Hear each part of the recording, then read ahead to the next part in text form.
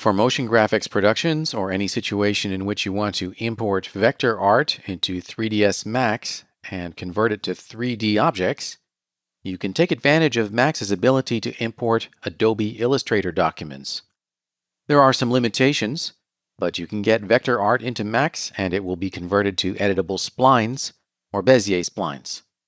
The primary thing to keep in mind is that Max can only read the paths in an Illustrator document. It will not be able to reproduce these fill effects, for example. Any type that is still editable as text will need to be converted to spline outlines. Let me demonstrate. If I grab the Type tool and select one of these type objects, I get a warning message, but that's okay, I can click through that.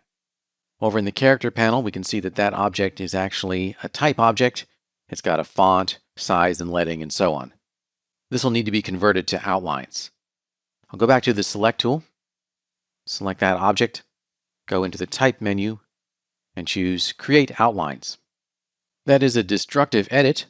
Once we do that, the object is no longer a font-based type object. We can't go into the Type panel and change the font or anything like that.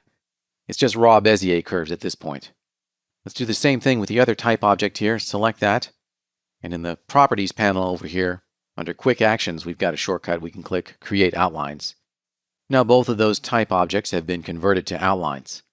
As for the graphic logo here, it's complicated. There are a lot of paths that overlap in interesting ways. If we wanted to reproduce the effect of this logo in 3ds Max, we would have to spend some time analyzing what the Illustrator designer did, take apart their work piece by piece, and reconstruct it in a manner that would work in 3D. We don't have time to cover that process in this course. It's really not something that I would want to inflict on beginners. However, I did cover that process in my weekly series, 3ds Max Tips, Tricks, and Techniques, as an example of how to use spline booleans. For the current demonstrations, I'll simplify the process by exporting the type only. We'll delete everything else. Let's go into the Layers palette and select all these objects except for the type objects. Click on the little circle on the right to select that and press Delete. And repeat that process a couple of times to delete everything except for the type objects.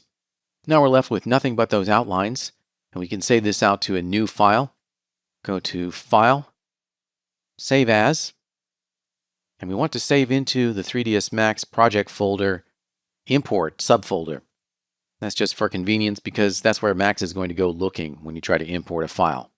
I'll change the file name to distinguish it from the other version, and I'm going to change the version number for the program here from V2020 to V8 because we need to save the document out as a .ai Illustrator file version 8. The reason for that is that 3ds Max can't read anything later than a version 8. You can blame Adobe for that because the .ai format is proprietary and the format specs are not available to other developers. Well, we've got that set up with the correct file name. We can click Save.